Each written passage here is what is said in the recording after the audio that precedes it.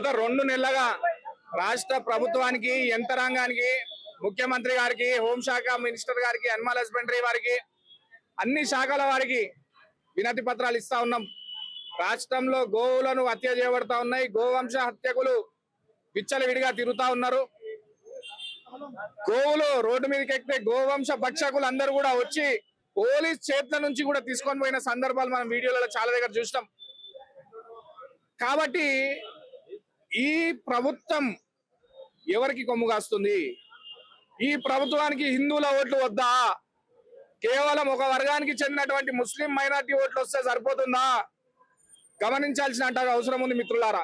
ఎందుకంటే గోవుని ఆరాధ్య దైవంగా భావిస్తున్నటువంటి హిందువుల మనోభావాలను దెబ్బతీసే విధంగా ఈ యొక్క ముస్లిం ముష్కరులు గోమాతను హింసించి హత్య చేసి మాంసాలను తినే పరిస్థితి మనం చూస్తా ఉన్నాం.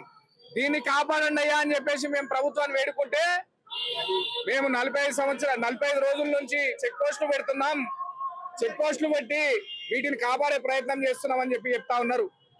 మీరు రాష్ట్రంలో, తెలంగాణలో, అట్లాగే భాగ్యనగర్ లో నలుమూలల చెక్ పోస్టులు 45 చెక్ పోస్టులు పెట్టినామని చెప్పినారే. మరి ఈ భాగ్యనగరం చుట్టూ ఉన్నటువంటి చెక్ పోస్టులు ఏ విధంగా ఆపుతున్నాయి?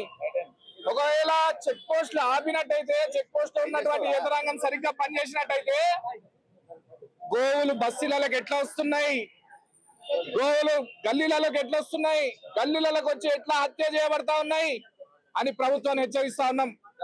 ఈ రోజు ఈ విషయం మీద నిరసన కార్యక్రమం చేద్దాం అనుకుంటే నిరసన కార్యక్రమం చేసేటటువంటి స్వేచ్ఛ కూడా ఈ రోజు ప్రభుత్వంలో ఈ యొక్క రాష్ట్ర రక్షణ యంత్రాంగం ఇవ్వట్లేదు. శాంతియుతమైన నిరసన కార్యక్రమానికి కూడా ఎన్నో అడ్డంకులు, ఎన్నో ఒత్తిళ్లు, పర్సనల్ ఎజెండాలు.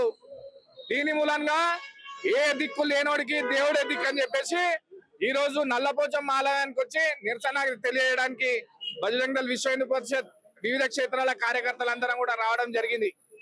కాబట్టి రాష్ట్ర ప్రభుత్వానికి ఒకటే హెచ్చరిస్తా ఉన్నాం, మీరు చేస్తున్నటువంటి పాపం కేవలం నీ ప్రభుత్వాన్ని కాలరాసేటువంటి పరిస్థితి ఈ తెలంగాణలో మేము చూస్తా ఉన్నాం.